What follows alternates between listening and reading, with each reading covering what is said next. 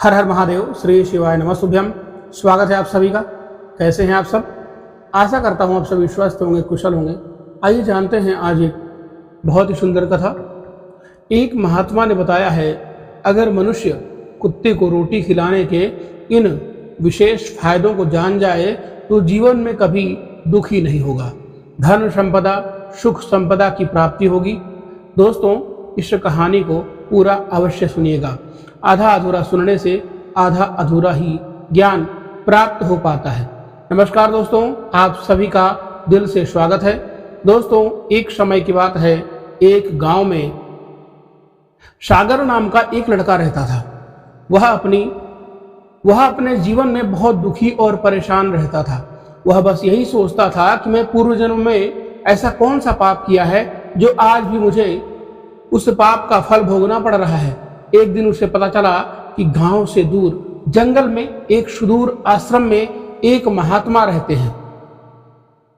अगले दिन सागर ने उन महात्मा जी से मिलने के लिए अपने घर से निकल गया। वहां पहुंचकर सागर ने देखा कि महात्मा जी अपने आश्रम में कुछ लोगों को उपदेश दे रहे थे। तभी सागर महात्मा जी को प्रणाम करता है और बोलता है, महात्मा जी, मेरे मन में एक प्रश्न कई दिनों से उठ रहा है। महात्मा जी ने कहा, तुम्हारे मन में वह कौन सा प्रश्न उठ रहा है, मुझे निसंकोच होकर पूछो।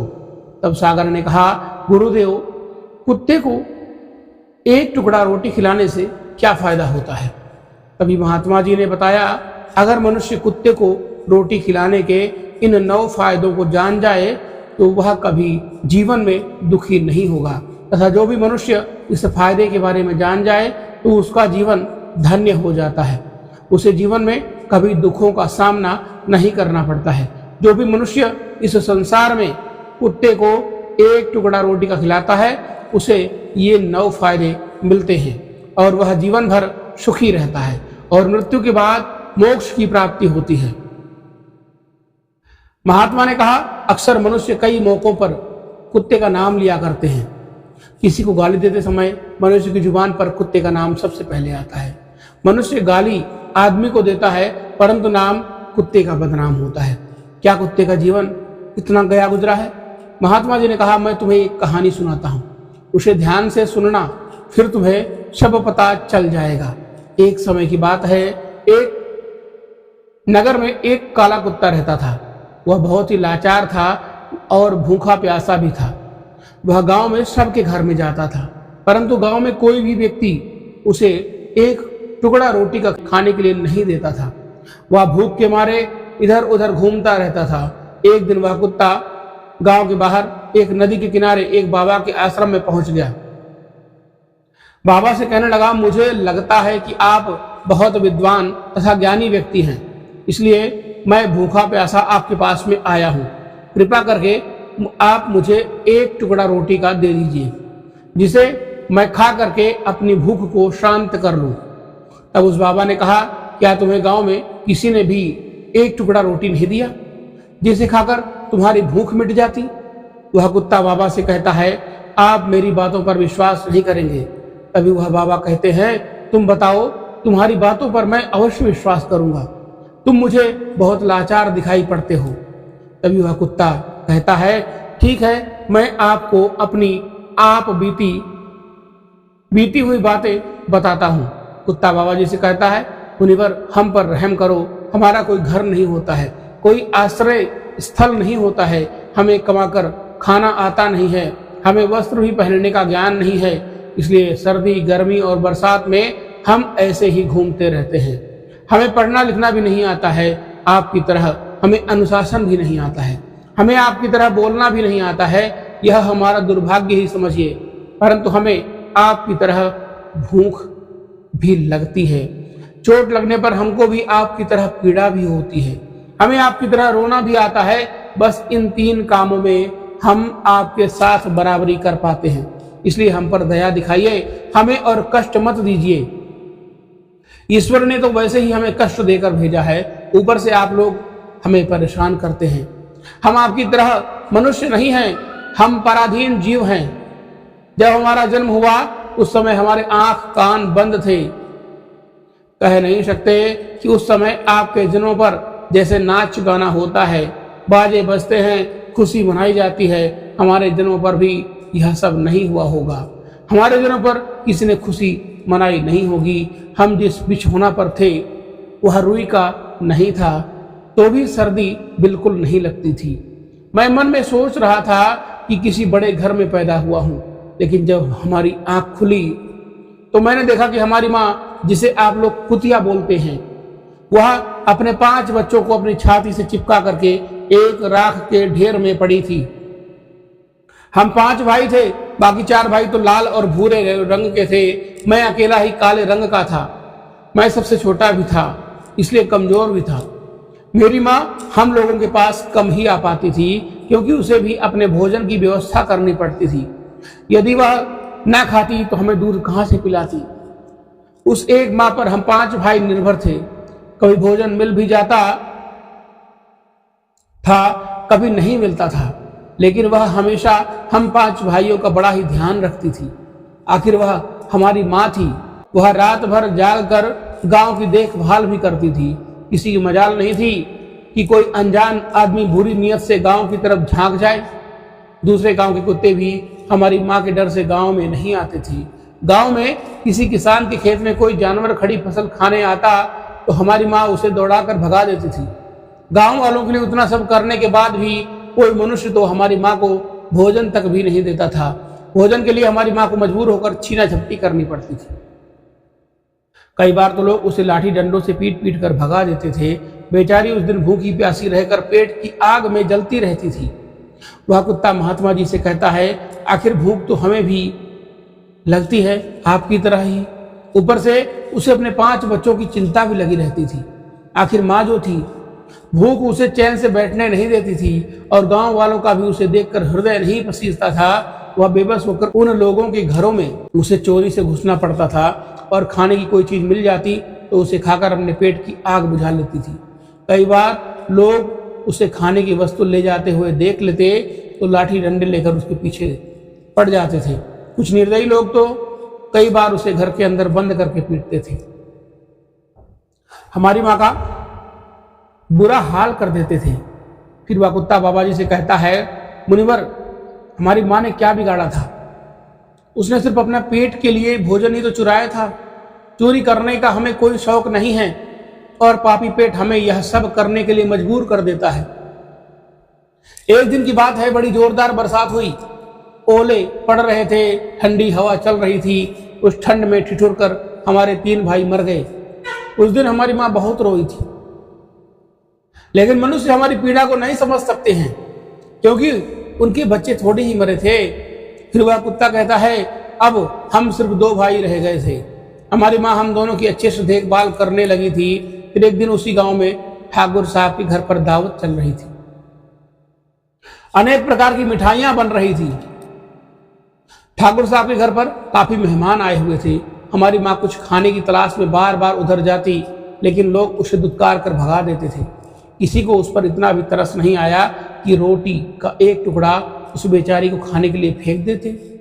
एक रोटी से उनका क्या बिगड़ जाता। मेरी माँ बार बार आ जाती और वही खड़ी खड़ी देखती रहती। ठाकुर साहब के आंगन में दावत खाने का सिलसिला चालू हुआ। भोजन परोसा जाने लगा। मेरी माँ भी वहीं जाकर पूंछ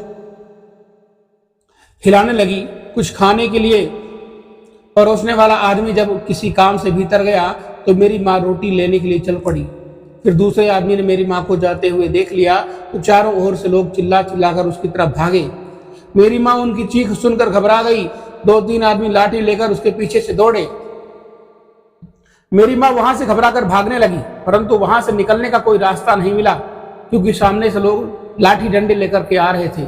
अभी मेरी माँ वहां पर जो लोग भोजन कर रहे थे उनको लांग करके निकल गई।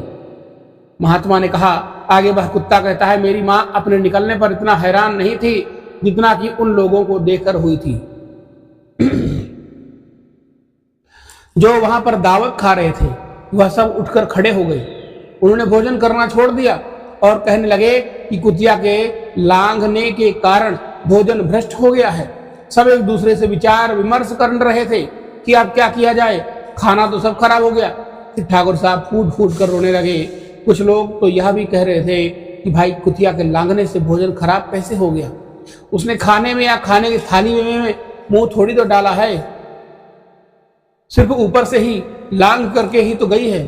फिर दूसरे लोग कहने लगे, शहरों में तो लोग कुत्ते को पाल करके घर के अंदर सुलाते भी हैं और खिलाते भी हैं, तो इसमें कोई बुरी बात नहीं है। अगर कुतिया लांग कर गई है तो भोजन खराब नहीं हुआ है, लेकिन उसमें से कुछ लोग बड़े घरों से ताल्लुक रखते थे, उन्होंने एक भी नहीं चलने दी। वह कह रहे थे कि भोजन तो भ्रष्ट हो गया, यह हमारे खाने के लायक नहीं है। आखिरकार उनकी बात मानी गई। अब तो सारा भोजन गरीबों में बांट दिया गया। उस दिन तो मेरी माँ को खूब पेट भर के खाना मिला था। ऐसा सुख उसने जीवन में कभी नहीं पाया था, लेकिन वह सुख उसके लिए बड़ी मुसीबत बन गया था। वह भोजन करके वहाँ आराम से लेटी ही थी कि उतने में ठाकुर साहब एक मोटा सा डंडा लेकर के वहाँ पर आ पहुँचे और उसे बुरी तरह से पीटने लगे। इस बार भागने का भी कोई अवसर नहीं मिल पाया। डंडों की जोर से वह बुरी तरह चिल्लाने लगी। माँ का विलाप सुनकर पत्थर भी पसीज जाता, पर उस निर्दयी को उस पर जरा भी रहम नहीं आया। वह उसे कठोरता पूर्वक पीटता रहा। माँ का रोना पूरे गांव में सुनाई दे रहा था। कुछ लोग उससे समझाते हुए बोले, ठाकुर साहब जाने दो, भूख में तो आदमी की बुद्धि भ्रष्ट हो जाती है, यह तो एक पशु है, इसे अच्छे बुरे का क्या ज्ञान है। अब इसे मारकर आपको क्या मिलेगा, जो होना था सो हो गया। लोगों के समझाने के बाद उसने हमारी माँ को पीटना बंद किया। माँ ने आकर सारी कहानी हम दोनों भाइयों को सुनाई। हमने सोचा कि कितना कष्ट भरा है हम कुत्तों का जीवन। आदमी एक रोटी के टुकड़े के बदले एक चोर के जैसा पीटता है। बेकार है ऐसा जीवन, ऐसे लोग जो हम लोगों की पीड़ा को नहीं समझते हैं। महात्मा ने कहा, वह कुत्ता कहता है, एक दिन की बात है, उसी गांव के बाहर एक ब्राह्मण आकर ठहरा हुआ था। उसने अपने भोजन के लिए एक जगह चूल्हा बनाया और उस पर दाल बनाने के लिए रख दिया और उसके बाद में आटा गूंथ कर रख दिया और वहीं पास में कुएं पर पानी भरने के लिए चला गया। इधर कहीं से मेरी माँ वहां घूमती हुई पहुंच गई। वहीं पहुंच गई, उसने आटे को देखा तो सोचने लगी कि शायद इस आटे को किसी ने फेंक दिया होगा। यही सोचकर उस आटे को खाने लगी। उधर उस ब्राह्मण ने कुएं के पास से देखा कि उसका आटा एक कुतिया खा रही है, तो वह बड़ा दुखी हुआ। वह भी बेचारा रोने लगा, क्योंकि वह भी 2 दिनों का भूखा और थका हुआ था। कुछ लोगों ने उसे कहा, अरे ब्राह्मण देवता, इस कुतिया ने तुम्हारा भी आटा बिगाड़ दिया। कल तो उसने ठाकुर साहब की पूरी रसोई बिगाड़ कर रख दी थी। ब्राह्मण दुखी होता हुआ बोला, भाई मुझे क्या मालूम, यह दुष्ट कुतिया मेरे आटे को खाने के लिए घात लगाए बैठी है। ब्राह्मण ने बहुत गुस्से में लाठी लेकर उस कुतिया के ऊपर टूट पड़ा। माँ उस आटे को ठीक से खा भी नहीं पाई थी, पर उससे ज्यादा उस पर लाठी बरस गई। 1 महीने तक मेरी माँ लड़खड़ाते हुए घूमती रही।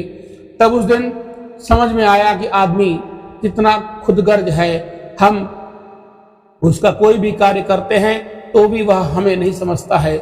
आगे वह कुत्ता कहता है, हमारी कमी यही है कि हम उन्हीं मतलबी इंसानों के अधीन रहना चाहते हैं, जो हमें कष्ट देते हैं। जो हमें प्यार से खिलाता है, हम उसके कितने काम आते हैं यह नहीं पता। उनके घर की रखवाली भी तो करते हैं, साथ साथ और भी बहुत सारे लाभ हैं जिन्हें मनुष्य नहीं जानता है।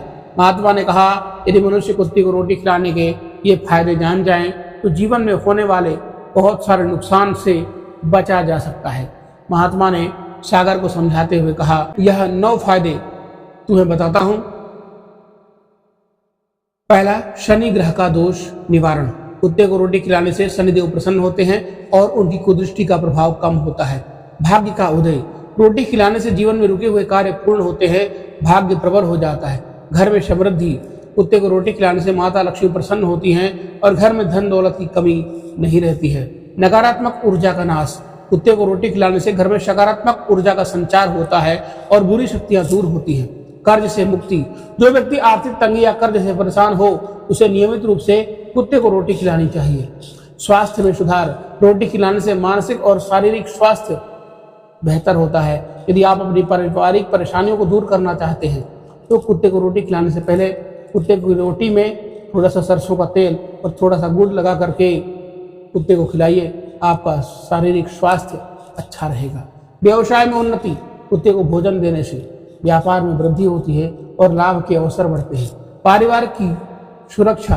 कुत्ते को रोटी खिलाने से परिवार पर आने वाला संकट भी टल जाता है। मृत्यु के बाद मोक्ष की प्राप्ति होती है। ऐसा माना जाता है कि कुत्ते को रोटी खिलाने से व्यक्ति को मोक्ष की प्राप्ति भी होती है। महात्मा ने सागर से कहा, वत्स, इस संसार में सभी जीव भगवान की रचना है। उनकी सेवा करना ईश्वर की पूजा के समान है। यदि तुम सच्चे मन से जीवों की मदद करोगे तो तुम्हारा जीवन हमेशा खुशहाल रहेगा। सागर ने महात्मा जी के चरणों में प्रणाम किया और अपने जीवन को नई दिशा में आगे बढ़ने का संकल्प लिया। यह कहानी हमें सिखाती है कि जीवों की सेवा करना न केवल हमारे धर्म का कार्य है, बल्कि यह हमारे जीवन की समस्या का समाधान भी है।